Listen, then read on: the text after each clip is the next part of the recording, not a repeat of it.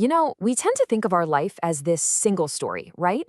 It has a clear beginning, a middle, and an end. But what if I told you it's just one chapter in a much, much bigger book? Today, we're going to dive into the soul's epic journey through 6 completely different worlds, a journey that started long before you were born and continues long after you die. It's the ultimate question, isn't it? Is death the end? We see it as the final curtain. The lights go out, game over. But from the perspective we're exploring today, that's a huge misunderstanding of what's actually going on. Well, the core idea here is that death isn't a period at the end of a sentence. It's more like a comma. It's something you taste, a momentary experience, but it's not a final destination. It's a transfer. You're just moving from one state of being to the next. And this journey isn't some simple A to B trip. Nope, it's a multi-stage epic that spans 6 different worlds. And here's the kicker. We're currently in the 3rd one. Think about that for a second. That means we've already lived 2 lives just to get here. So here it is, the roadmap for the soul. We travel through these 6 worlds, and there are 5 transfers in between them. And that death that we all think about, the one we're so familiar with, that's just transfer number 3 out of 5. All right, let's rewind. Way, way back. Let's start the journey where it all begins, in the 2 worlds that exist before we're even born. The very first stop is the world of souls.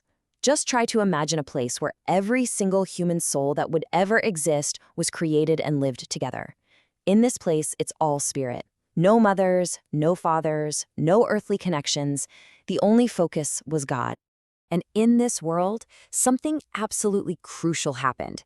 God asked all the souls just one question, and with one voice, every single soul answered, acknowledging him. This moment, this covenant, is said to be a memory that's hardwired into every single one of us. Okay, so from that huge spiritual place comes the first transfer. Our souls were taken from that vast realm and placed into the tiny confined world of our mother's womb. In here, we're fed automatically, we're protected, and we have zero memory of the world we just came from. We're just preparing. And there's this really cool analogy to help us wrap our heads around this stage. Imagine 2 twins talking in the womb. One is convinced there's a whole other world out there with light and family. The other one thinks he's nuts, saying, "I've never seen it, so it can't be real." Sound familiar? It's basically the exact same conversation we have down here about the existence of an afterlife. And boom, that brings us to right now, the world we all know, life on Earth. But in this bigger picture, this isn't the main event. This is just world number 3. It's a place of testing, and it's all about one thing, attachment. And it's so easy to see why we get attached, right? We build these incredibly deep bonds with our families. We collect things, we chase status, we get used to our comforts. And all this stuff, according to the source, makes us heavy on the ground. It makes the idea of leaving really, really hard. And this is precisely why certain practices in Islam exist. Things like giving away a portion of your wealth or making that big pilgrimage. They're not just rituals. They're designed specifically to help you loosen your grip on all this stuff and remind you that, hey, you're just a traveler passing through. There's this one line from the source that just hits you. It's a really stark, blunt reminder that no matter what we collect here, our stuff has one destiny, and we have another. All right, so the time comes. We make that 3rd transfer, and we taste death. Where do we go? Well, it's not the final stop. Not even close. First, we enter the 4th world. This world has a name, Barzakh. Think of it as an intermediary state, a waiting room, if you will, for the soul. It's the place you go after you leave the body, but before the final judgment begins.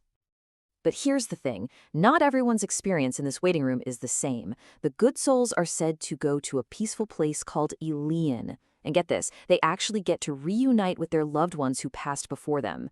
The bad souls, though, they go to a place of punishment called Sijin, totally alone. So this whole waiting period, whether it's good or bad, it has an end. And it ends with the 4th transfer, a cosmic event that literally resets the entire universe and pulls every soul into the 5th world, the Day of Judgment. And this day kicks off with some truly mind-blowing events. A horn blows, and everything, and I mean everything, just stops.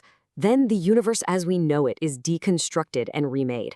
Every single body is recreated, reunited with its soul, and everyone who has ever lived is gathered in one single place. And get this day is said to last 50,000 years. In that moment, all those attachments we built in World 3, your mother, your father, your brother, your sister, all of those bonds are gone. The only thing anyone cares about is the fate of their own soul. After that incredibly long day of judgment, we have the fifth and final transfer. This is the one that takes every single soul to its forever home, the sixth and final world. And this last world is split into two completely different realities. On one hand, there's Jannah, the garden, an eternal state of pure joy, where you get a new, perfect body and you never have to taste death again. On the other hand, there's Jahannam, the fire, a state of punishment where bodies are actually made bigger just to intensify the feeling. And imagine this. For the people who make it to the garden, they'll actually get together and they'll talk about their life back on Earth. They'll look back at that short, difficult life and realize that the one death they were so afraid of was just the door to an eternity of peace. So all of this brings us back to one huge question.